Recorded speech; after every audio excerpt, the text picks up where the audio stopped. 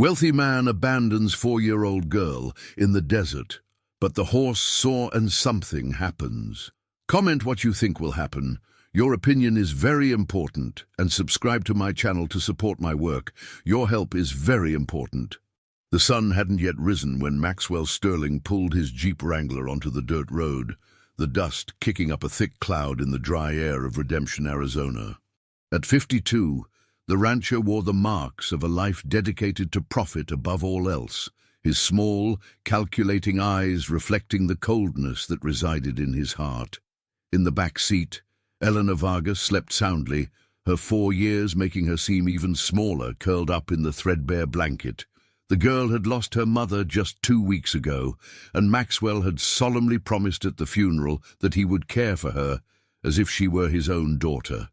The words had sounded convincing in the packed church, especially when he held Eleanor's trembling little hand and murmured promises of protection. No one suspected that behind that public display of kindness hid a meticulously calculated plan. Eleanor woke when she felt the engine stop, her big, dark eyes opening slowly. Confusion washed over her little face when she realized she didn't recognize the place. All around, only the vast Arizona desert stretched out, with its low, thorny vegetation, and the silence broken only by the distant call of a mockingbird. "Uncle Max, where are we?" she asked, her voice still hoarse with sleep, using the affectionate nickname her mother had taught her. Maxwell got out of the Jeep without answering, walking to the back of the vehicle. His movements were mechanical, devoid of any hesitation that might reveal an internal conflict. To him, that child represented only an obstacle between him and the fertile lands that the Vargas family had owned for 3 generations. Lands that, according to the documents he had studied meticulously, would automatically pass to him if something happened to the girl. "Get out of the car, Eleanor," he ordered, his voice completely losing the artificial sweetness he had used in recent weeks. The girl obeyed, her bare feet touching the cold earth. The wind blew strongly, making her brown hair dance around her face. She held tightly to the blanket, feeling a shiver that didn't come just from the temperature. "We're going to play hide-and-seek," Maxwell said, forcing a smile that didn't reach his eyes. "You're going to hide here, and I'm going to leave. When I come back, we'll go home." Eleanor frowned, confused. "But I don't want to play that, Uncle Max. I'm hungry." "Do what I'm telling you!" His voice became harsh, revealing his true nature. "Hide behind those rocks and don't come out for anything. Understand?" The girl began to cry, feeling that something was terribly wrong. Her tears seemed to irritate Maxwell even more, who grabbed her arm with more force than necessary and dragged her to a small pile of rocks about 50 yards from the road. "Stop crying and be quiet," he growled. "If you're an obedient girl, I'll be back tomorrow." Eleanor huddled behind the rocks, hugging the blanket as she watched Maxwell return to the Jeep. She hoped he would change his mind, that he would come back and say it was just a joke. But the engine started, and the sound faded away until it disappeared completely, leaving only the deafening silence of the desert. The hours passed slowly. The temperature began to drop with the approach of night, and Eleanor felt hungry and thirsty. She called for Maxwell several times, her little voice lost in the empty immensity. When darkness took over the sky, she curled up in the blanket and cried until she fell asleep, dreaming of her mother's warm lap. It was at dawn of the second day that she heard the sound of hooves beating on the ground. Still sleepy and weakened by the lack of food and water, Eleanor raised her head and saw a vision that seemed to come out of a dream. A medium-sized white horse, about 8 years old, was approaching slowly. Its coat shone under the first rays of sun, and its dark eyes showed surprising intelligence. The animal stopped a few feet from her, tilting its head as if it were studying the situation. Eleanor stood still, divided between fear and fascination. The horse came closer, its movements careful and deliberate, as if it understood the child's fragility. When the animal lowered its head and blew softly in her direction, Eleanor extended her trembling little hand. The horse allowed her to touch its velvety muzzle, And at that moment, something extraordinary happened. It was as if a silent connection was established between them, a mutual understanding that dispensed with words. The horse moved away a few steps and looked at her, as if it wanted her to follow him. Eleanor, moved by an instinct she couldn't explain, stood up falteringly and took a few steps in his direction. The animal waited patiently for her to approach, then began to walk slowly, stopping whenever it noticed she was falling behind. They walked for almost an hour until they reached a small spring of water that gurgled between the rocks. Eleanor threw herself to her knees and drank avidly, feeling the cool water soothe her parched throat. The horse drank beside her, their movements synchronized as if they were old companions. When the girl lay down in the shade of a low tree, exhausted by the effort, the horse positioned itself beside her. Its large, warm body provided protection against the cold wind that was beginning to blow. Eleanor rested her head on the animal's flank and for the first time since the abandonment felt safe. But the fever started that night. Eleanor's small body trembled violently, and she was delirious, calling for her mother and for Maxwell. The horse remained still beside her, like a silent guardian, warming her with its body and keeping other animals away with its imposing presence. On the third day, when Eleanor could barely open her eyes, fate brought a new twist. Carol Johnson, 40, was walking along the trail that led to the ranch where she worked when she spotted the unusual scene. A sick child lying next to a white horse, both seeming to be in a desperate situation. Carol ran towards them, her maternal heart tightening at the sight of the girl's condition. "Good heavens, what happened here?" she murmured, kneeling beside Eleanor. The horse raised its head, watching the woman cautiously, but didn't move away. It was as if it recognized that she came in peace, that she could help its little protectee. Carol touched the girl's burning forehead and immediately realized the gravity of the situation. "It's all right, honey, you're safe now," she whispered, carefully taking Eleanor into her arms. The girl mumbled something incomprehensible about a man who had promised to return, but the words came out confused by the high fever. The horse got up and began to follow Carol, who carried Eleanor towards the ranch. It was as if it knew it couldn't abandon the child now, that its mission of protection was just beginning. As they walked, Carol couldn't help but wonder how such a small child had ended up in that desolate place, and why a wild horse showed so much dedication to protecting her.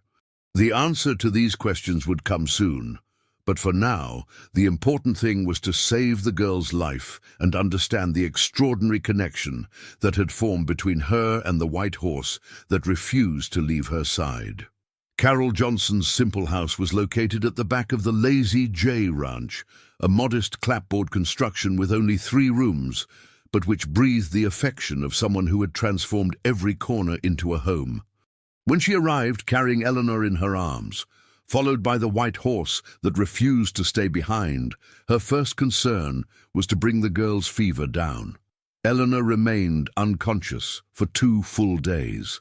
Carol applied cold compresses to her forehead while the horse stood guard on the porch, refusing to eat or drink water. The animal demonstrated a loyalty that impressed even Carol, who had grown up in the countryside and knew the behavior of horses well. "You can't go without eating, son," she said to the horse, offering fresh grass and water, but he only shook his head and returned to watching the door of the room where Eleanor rested. On the 3rd day, the fever finally broke. Eleanor opened her eyes slowly, confused by the unfamiliar environment. Her first words were a weak whisper, "Where's my white friend?" Carol smiled, relieved to realize that the girl was lucid. "He's out here, honey. He hasn't left your side for a minute." When Carol opened the door, the horse carefully entered the room, its hooves making a soft sound on the linoleum floor. It approached the bed and gently touched its muzzle to Eleanor's face, who smiled for the first time since the abandonment. At that moment she managed to sit up in bed, although her little legs still trembled with weakness. "What's your name, sweetheart?" asked Carol, sitting on the edge of the bed. "Eleanor," replied the girl with her voice still hoarse. "Eleanor Vargas. My mommy went to heaven a little while ago." Carol's heart tightened. "And who brought you to that place where I found you?" Eleanor hesitated, her little eyes filling with tears. "Uncle Max said he was coming back. Did he lie to me?" The woman hugged the child carefully, feeling anger growing in her chest. Any adult who abandoned a 4-year-old child in the middle of nowhere deserved the worst consequences. "Don't worry about that now, honey. You're safe here." Eleanor's recovery was slow and full of challenges. She had difficulty walking, her legs still weak from dehydration and trauma.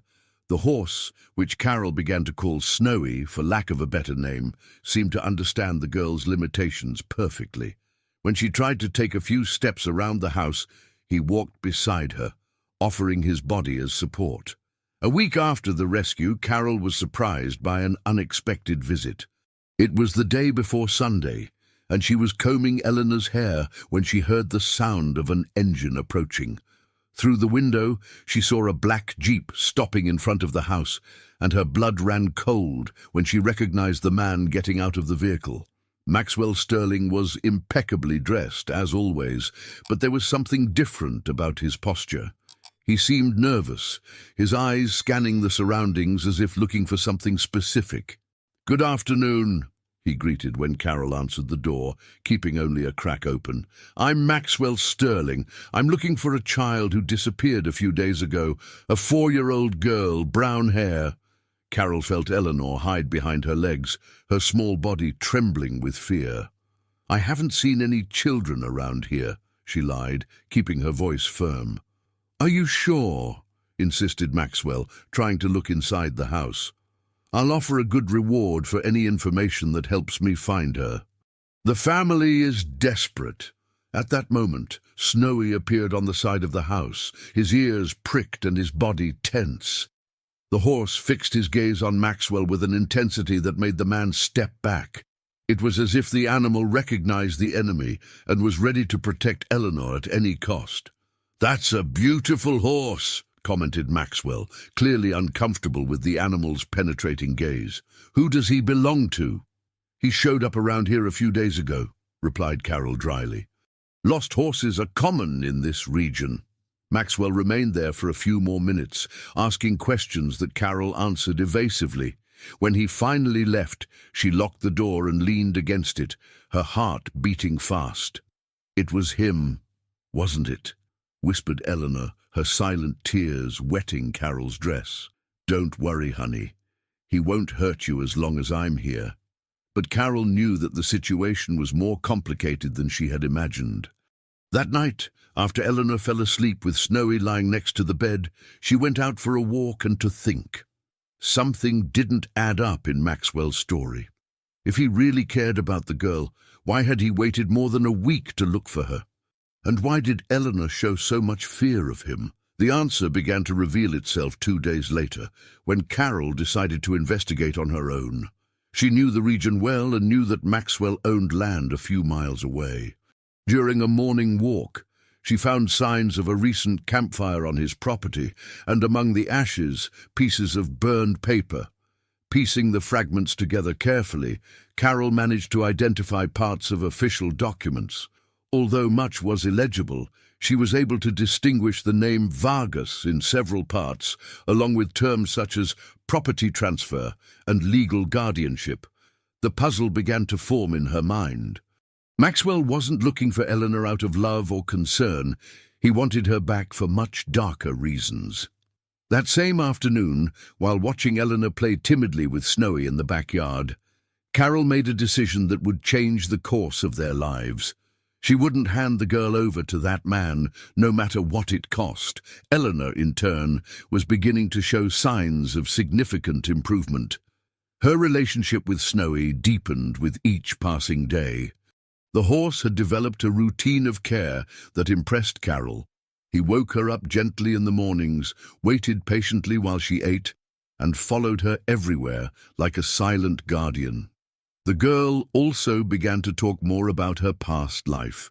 She revealed that her mother had gotten sick very quickly, and that Maxwell had appeared at home frequently in the last weeks of her life. "Mommy was sad when he came," confessed Eleanor. "She cried after he left." These revelations only increased Carol's suspicions. She knew she needed help, but she didn't know who to trust. Maxwell was an influential man in the region, with connections and resources that she didn't possess. The solution came from an unexpected source. Josie Johnson, Carol's younger sister, worked as a maid for several wealthy families in the area, including Maxwell's house. During a weekend visit, Josie casually mentioned that her boss had been very agitated lately. "He keeps talking to himself in the office," Josie commented. "Something about documents and a child. He's even hired some guys to do some kind of search." Carol felt a chill down her spine. "What kind of search?" "I don't really know, but I heard him talking about finding a girl who was complicating his plans. He said it was a matter of life or... Well, you get the picture." That night, Carol could hardly sleep. She knew that Maxwell would intensify his searches and that her little house wouldn't offer protection for much longer. Looking at Eleanor sleeping peacefully next to Snowy, she realized that it was time to take more drastic measures. The girl had become much more than a child in need that she had decided to help. Eleanor had become the daughter she never had, and Snowy had become the most loyal protector any family could wish for. But while the three formed this unlikely family, Maxwell plotted in the shadows, and Carol knew that the next few days would be decisive. The battle for Eleanor's safety and future was just beginning, and she would have to use all her cunning to protect the girl she had learned to love as her own daughter. 3 weeks had passed since Maxwell appeared at Carol's door, and the tension in the area grew with each passing day. He had plastered posters around town offering a substantial reward for information about a lost girl, describing Eleanor as his dear niece, who had disappeared during a family outing. The official version of the story was convincing, and many locals began to look at Carol with suspicion. Eleanor, now 5 years old, having celebrated her birthday recently, had recovered physically, but still carried deep emotional scars. She refused to be alone, even for a few minutes, and had recurring nightmares about the abandonment. Snowy seemed to understand her moments of anguish with impressive sensitivity, always positioning himself between her and any source of real or imagined danger. The situation became even more complicated when Josie appeared at Carol's house on a Sunday morning, visibly shaken. Her eyes were red from crying, and her hands trembled as she held a cup of coffee. "Carol, I need to tell you something very serious," began Josie, looking nervously around. "Yesterday, while cleaning Maxwell's office, I overheard a phone conversation that gave me chills." Carol felt her stomach churn. "What did you hear?" "He was talking to someone about solving the problem once and for all. He said he couldn't wait any longer, that the girl was getting in his way, and that he needed to get rid of her permanently before anyone found out the truth." Eleanor, who was playing with Snowy in the backyard, couldn't hear the conversation, but the horse pricked up his ears and positioned himself protectively, as if he sensed the tension in the air. "There's more," continued Josie, her voice almost a whisper. "He mentioned that he had done this before, with other people who interfered with his business. Carol, I think this man is much more dangerous than we imagined." Carol felt her legs weaken. "Are you sure about what you heard?" "Absolutely. And there's something else. He fired me this morning. He said he didn't need my services anymore, but before I left I managed to swipe this from his office." Josie pulled a small key from her pocket. "It's the key to his safe. I overheard him telling the man on the phone that all the important documents were kept there." Carol took the key with trembling hands. The situation had become much more serious than she had imagined, but now she had an opportunity to find out the truth about Maxwell's plans. That same night, after putting Eleanor to sleep, Carol made a risky decision. She would walk to Maxwell's property and try to access the safe. Josie had given her detailed information about the location of the office and the times when the house was empty. "Snowy," she whispered to the horse, who was resting near the window of Eleanor's room, "I need you to take care of her while I'm gone. If something happens to me, you know what to do." The horse looked at her with his intelligent eyes, as if he understood the gravity of the situation. He positioned himself even closer to the bed where Eleanor slept, assuming his post as guardian. The walk to Maxwell's property took almost an hour. Carol knew the shortcuts in the area well and managed to approach the house without being seen. The office was in a separate building from the main house, and the windows were dark, indicating that the place was deserted. With her heart beating fast, she forced one of the windows and entered the office. By the light of a small flashlight, she located the safe behind a bookcase. The key worked perfectly, and when the door opened, Carol was faced with a pile of documents that confirmed her worst fears. There were forged contracts, falsified death certificates, and a list with the names of several people who had disappeared mysteriously in recent years. All were heiresses to valuable rural properties, and all had their lands transferred to Maxwell after their disappearances. Eleanor's mother's name, Isabella Vargas, was on the list, along with the date of her death and details about the property she had left. But what shocked Carol most was finding a medical document that revealed that Isabella hadn't died of natural causes. She had been slowly poisoned with a substance that simulated a progressive disease. Trembling with horror and anger, Carol photographed all the documents with her old cell phone. She knew that this evidence was the only chance to protect Eleanor and bring justice for her mother's death. When she was about to close the safe, she heard the sound of an engine approaching. Her blood ran cold when she realized that Maxwell had returned earlier than expected. Quickly, she put the documents back in place and closed the safe, but she didn't have time to escape through the window. She hid behind a heavy curtain when she heard the office door open. Maxwell entered, accompanied by two men she didn't recognize, their voices low but audible.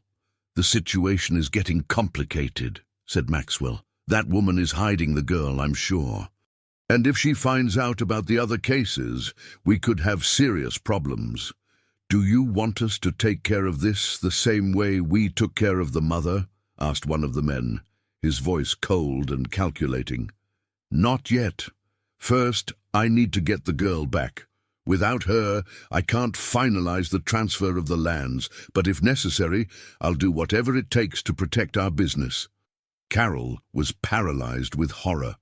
They were talking about murder with the same ease as they would discuss the weather. She remained motionless until the men left the office, then escaped through the window and ran back home. When she arrived, she found Eleanor awake, crying silently. Snowy was agitated, as if he had sensed the danger that Carol had faced. "Aunt Carol, I had a bad dream," sobbed Eleanor. "I dreamed that the bad man came to get me and you weren't here." Carol hugged her tightly, tears running down her face. "Don't worry, honey. I won't let anyone hurt you." But she knew that she couldn't face Maxwell alone. She needed help, and fast. The next morning, she made a decision that would change the course of their lives. She would seek out Ben Carter, a retired lawyer who lived in town and had a reputation for being honest and courageous. Ben had been a lawyer in the region for more than 30 years before retiring. At 68, he still maintained a small office where he handled occasional cases, especially those involving social injustices. When Carol arrived at his office, carrying the evidence she had collected, Ben initially hesitated to get involved. Maxwell was a powerful man with important political connections. But when he saw the photographs of the documents and heard the story about Eleanor, his expression changed completely. "My God," he murmured, examining the images on Carol's cell phone. "This is much worse than I imagined. Carol, do you know you're dealing with a murderer?" "I know. That's why I need your help. This girl has no one else in the world, and he wants to kill her to get the family's land." Ben remained silent for a long moment, then sighed deeply. "There's something you need to know. Eleanor's mother came to me a few weeks before she died. She suspected that Maxwell was trying to take possession of her land, but she died before we could take any legal action." Carol felt a chill down her spine. "Why didn't you do anything?" Maxwell used his influence to push me off the case.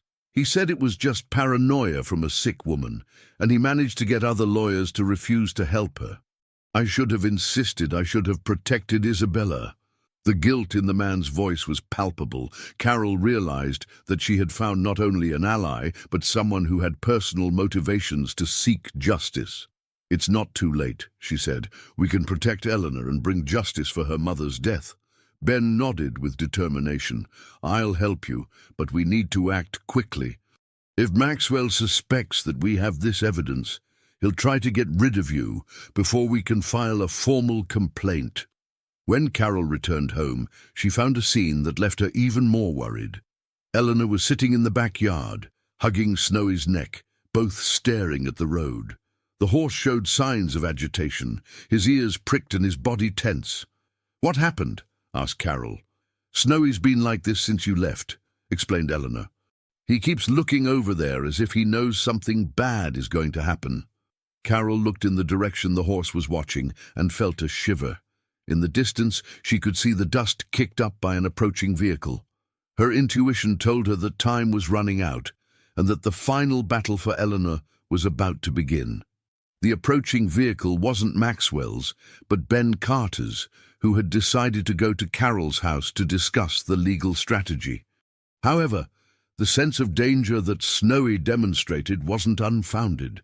Hidden among the vegetation along the road, Maxwell watched the movement with binoculars, accompanied by the same two men Carol had seen in the office.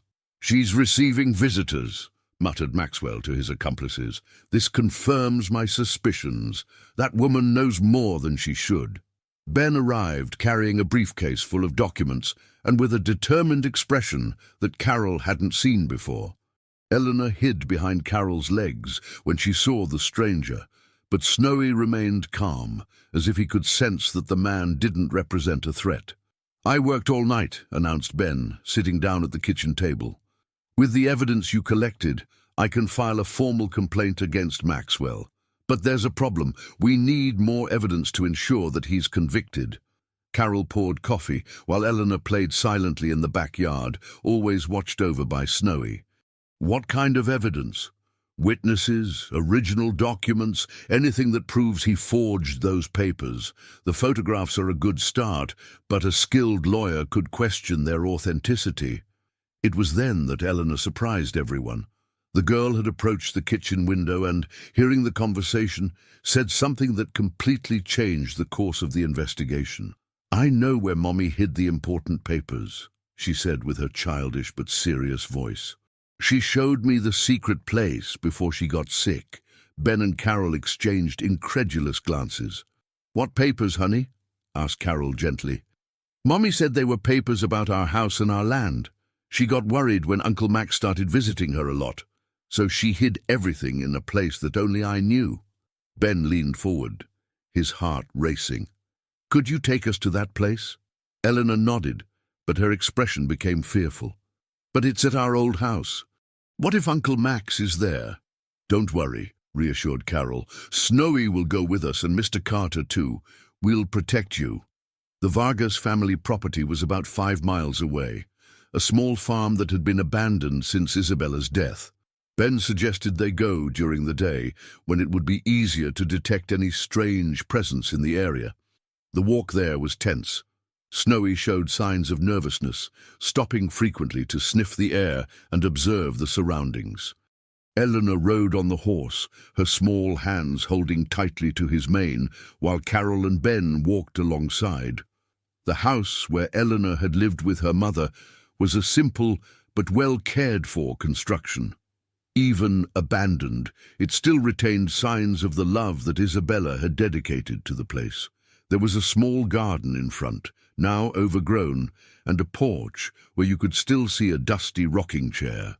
"It's here," said Eleanor, getting off Snowy and walking to the side of the house. She stopped in front of a leafy tree and pointed to its base. "Mommy buried a box under here."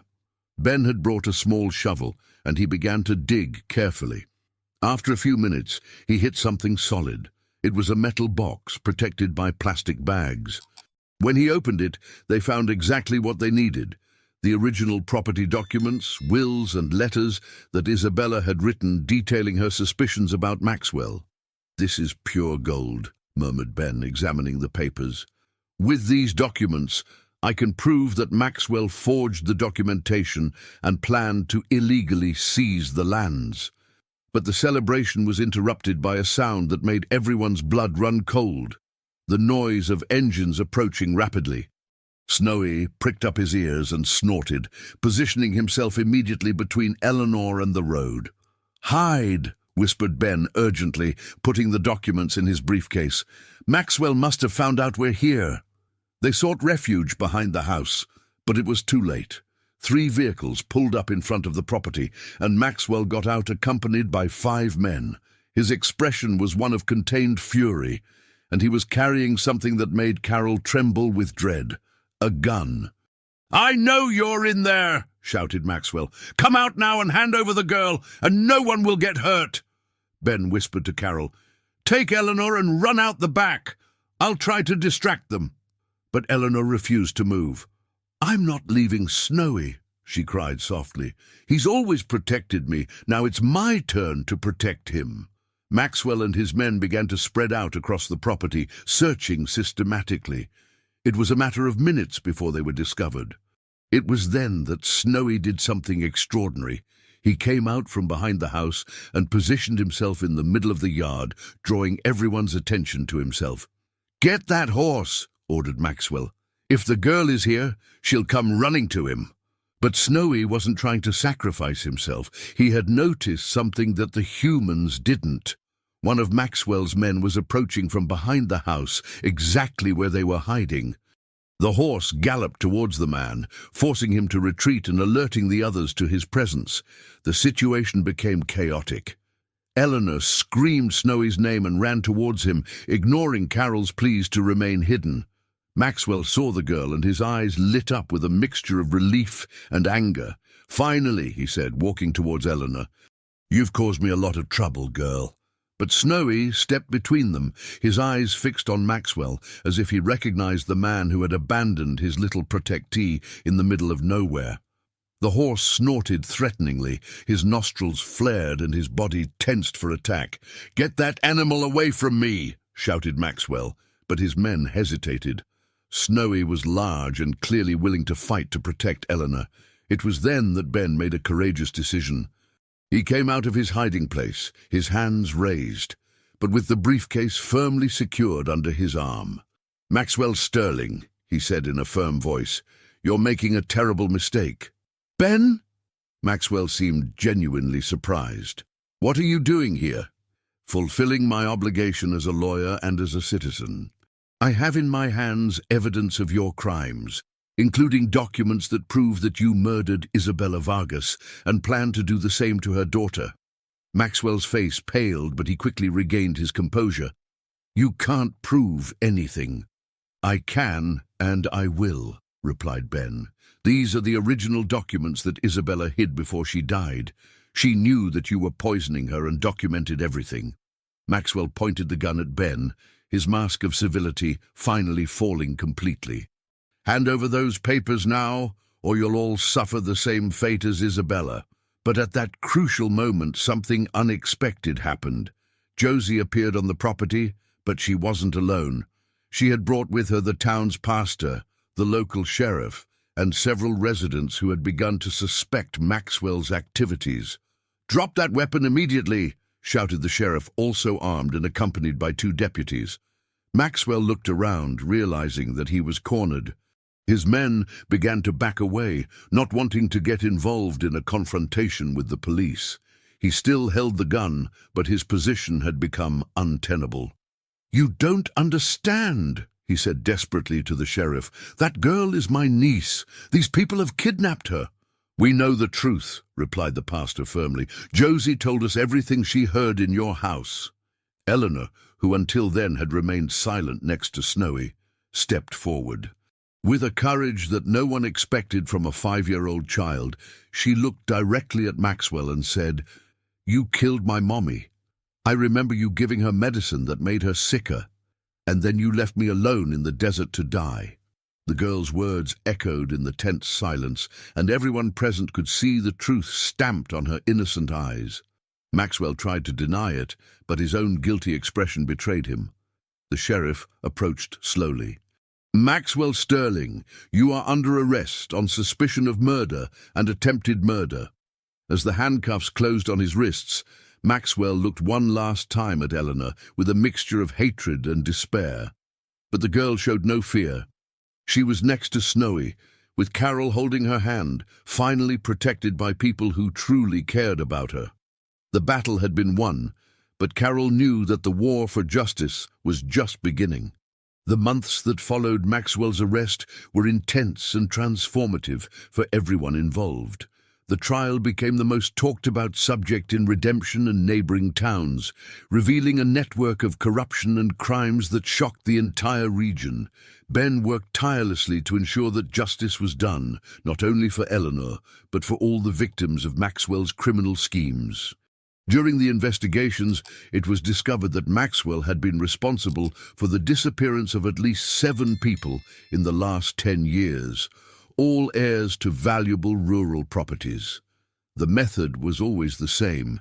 He approached the families when there was a sick member, offered help and care, and then eliminated the heirs to seize the lands through forged documentation.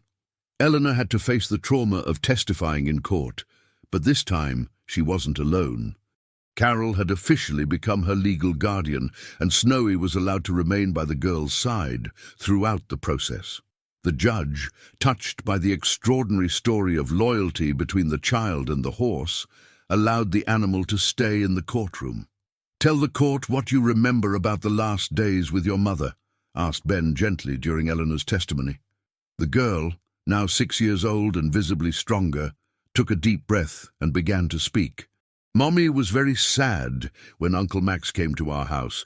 He brought medicine that made her weaker. One night I heard Mommy crying and talking to herself that he was making her sick on purpose." The silence in the room was absolute. Eleanor continued, her voice becoming firmer. "After Mommy died, Uncle Max took me in the car and left me alone in the desert. He said he was coming back, but I knew he was lying. That's when my friend Snowy found me." Maxwell's defense attorney tried to discredit the testimony of a child, but the physical evidence was overwhelming. The documents found on Isabella's property, combined with the medical records that proved the poisoning and the recordings that Josie had secretly made, built an irrefutable case. During one of the most tense hearings, Josie gave her revealing testimony. She had recorded several of Maxwell's conversations on her cell phone, including a detailed confession about how he had eliminated Isabella and his plans for Eleanor.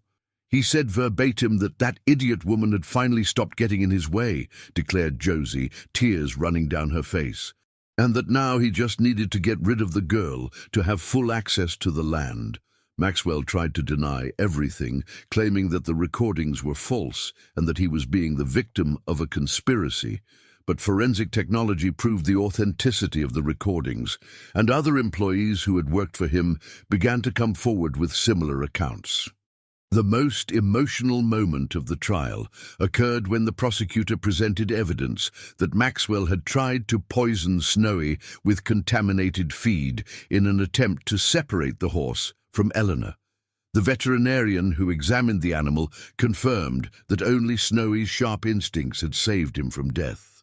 "This man," declared the prosecutor, pointing to Maxwell, "not only murdered an innocent mother and tried to kill a defenseless child, but also tried to eliminate the animal that became the girl's only protector. This demonstrates a cruelty that goes beyond any financial motivation." Throughout the trial, the community of Redemption mobilized in support of Eleanor. Residents who had initially doubted Carol now felt ashamed of having been influenced by Maxwell's wealth and apparent respectability. A wave of solidarity formed, with families offering material and emotional support to the new family that Carol, Eleanor, and Snowy had formed. The sentence was read on a sunny September morning. The judge, a 60-year-old man with a respected career, couldn't hide his emotion when delivering the verdict. "Maxwell Sterling," he declared solemnly, "you have been found guilty of first-degree murder, attempted murder, fraud, forgery of documents, and a series of other crimes against society. This court sentences you to 45 years in prison, with no possibility of parole for the first 20 years. Maxwell collapsed when he heard the sentence.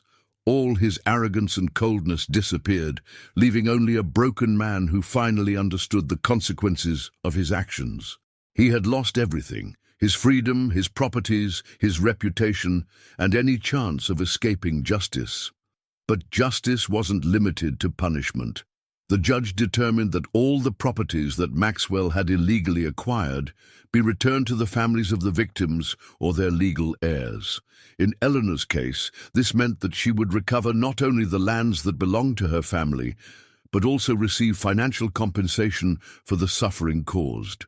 Carol was officially confirmed as Eleanor's permanent guardian, a process she had started months before with Ben's support. The adoption was celebrated in a simple ceremony at the same church where Isabella had been mourned, symbolizing a new beginning built on the ashes of the past. Eleanor's emotional recovery was gradual but constant. The nightmares decreased significantly after the trial, as if the legal closure had also provided a psychological closure. She began attending the town school, where she quickly made friends and proved to be an intelligent and resilient child. Snowy, in turn, became a local celebrity. Veterinarians from other cities came to study the horse's extraordinary behavior, impressed by his ability to detect danger and his unwavering dedication to Eleanor. But for the girl, he remained simply her best friend and protector. 6 months after the trial, Carol, Eleanor, and Snowy moved to the original Vargas family property. The house had been renovated with part of the financial compensation, transforming into a welcoming and lively home. Carol created a small business of handcrafted products that quickly prospered, supported by the solidarity of the local community. Eleanor planted a garden in memory of her mother, personally caring for each flower. Snowy grazed freely around the property, but never strayed far from the girl. In the afternoons, they often strolled together through the fields, she riding on his back, both contemplating the vastness of the Arizona desert that had witnessed so much suffering and redemption. A year after the traumatic events, Ben visited the family on a Sunday afternoon. He found Eleanor playing in the yard while Carol prepared lunch, and Snowy grazed peacefully near the porch. "How do you feel now?" asked the old lawyer to the girl. Eleanor stopped playing and looked thoughtfully at the horizon. "Sometimes I still get sad when I remember Mommy," she said with the honesty typical of children. "But Aunt Carol taught me that Mommy is still with me in my heart, and I have Snowy, who will never abandon me." Ben smiled, touched by the wisdom of that child who had faced horrors that no one should experience. "And what do you want to do when you grow up?" "I want to take care of horses like Snowy," she replied without hesitation. "I want to teach other horses to protect children who need help." That afternoon, while watching Eleanor riding Snowy, galloping through the fields that now truly belonged to her, Ben reflected on the nature of justice and redemption. Maxwell had lost everything for his greed and cruelty, while an innocent girl had recovered not only her material inheritance, but also her dignity, her safety, and her hope for the future. The sun set over redemption, painting the sky orange and gold. Eleanor and Snowy returned home, their silhouettes outlined against the golden light of dusk. It was the perfect image of a second chance, of a life that had been saved by love, courage, and a white horse that understood that some bonds transcend the barriers between species. The girl who had been cruelly abandoned to die in the desert now rode free through her own lands, protected by a family that loved her unconditionally and by a companion who had proven that true loyalty knows no bounds. Justice had triumphed, evil had been punished, and good had found a way to flourish even in the most arid soil of human suffering.